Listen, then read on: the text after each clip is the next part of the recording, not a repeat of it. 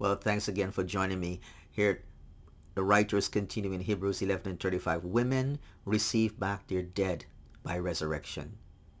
Look at the Shunammite woman. Women receive back their dead by resurrection. Some were tortured. Now, this is the other side.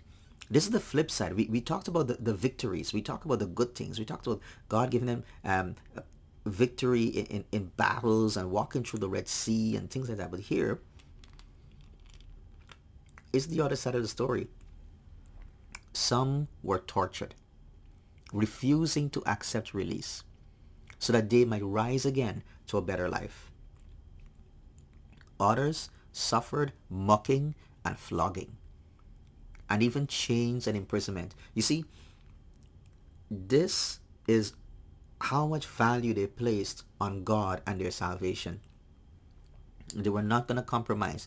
They were not going to recant their faith. They were not going to deny their God. They were not going to take an easy way out. They were willing to pay the price to follow Jesus. They were stoned. They were sawn in two, like Isaiah the prophet. They were killed with a sword. They went about in skins of sheep and goats. They were poor. They were destitute. They were afflicted and mistreated. And these are some of the verses that kind of cause us to take a step back when people are preaching a prosperity gospel.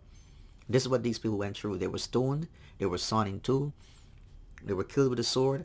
They went about in skins of sheep and goats, unlike luxurious clothing. They were destitute. They were afflicted. They were mistreated, of whom the Bible says the world was not worthy. The world was not worthy of these saints of God, of these martyrs, of these people who gave their lives for Christ, wandering about in deserts and mountains and in dens and caves of the earth. They didn't have a home. They were just moving around because of the enemy, because maybe there were warrants out for their arrest, for their captures and so on. And they had to remain in hiding. And all these, though commended through their faith, did not receive what was promised. So we see in the Bible, there's some who received what was promised, and there were others who did not. But yet they kept on trusting God, believing God, because as I said, sometimes the promise may not be fulfilled in our lifetime, but it comes later on. And the Bible says God had provided something better for us. Oh, they were not looking in this world for something that is better, something that's greater. They were looking for something beyond this world. God has provided something better for us. I want you to know that today. God has something better for you and me. The better is beyond this life. The better is beyond this world. The better is on the other side. God may indeed bless us here in this world. I've seen God blessing.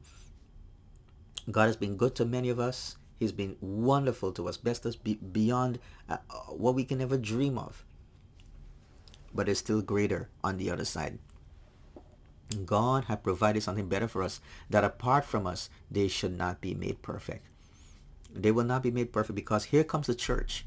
And God's plan was to bring the church into being and to manifest His glory, His power, His wisdom, His will, by bringing both Jews and Gentiles into one body through the cross of Jesus Christ. Apart from us, they would not be made perfect. You see, the Old Testament says they were looking forward to Jesus, and they were looking forward to something that came after Jesus too, and that is the church. So I want to encourage us today. Some of us may receive some of the promises, some of us may not. But we must always keep trusting God, because He knows best. He knows what He will work out in our lifetime here that we will see, and some things that we will just see in eternity. But keep trusting the Lord. The victory is in our faith. And we believe God regardless of the circumstances, regardless of what's happening in our lives. We keep believing God. We are steadfast in our faith. God bless you.